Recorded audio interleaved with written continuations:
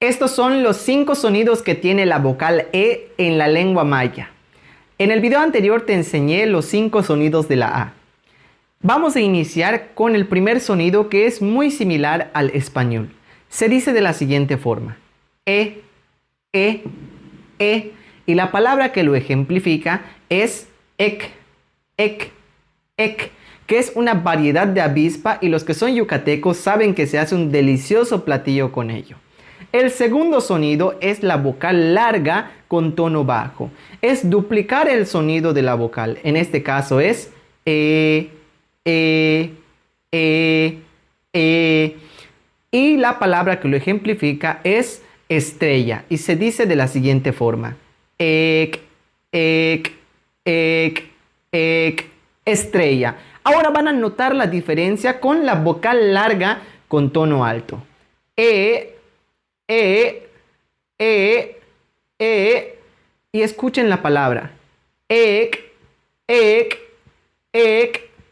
Hay una diferencia entre ek, ek y ek, ek, que significa sucio.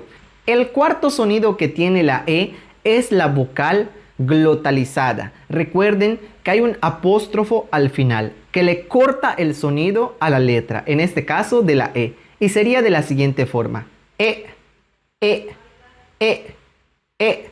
Y la palabra que lo ejemplifica es huevo. Y huevo en maya se dice je, je, je, huevo. Y el último sonido que tiene esta vocal es la rearticulada. Es decir, en medio de las dos vocales hay un apóstrofo. Eso significa que hay que dar una pequeña pausa al momento de pronunciarlo. En este caso quedaría de la siguiente forma: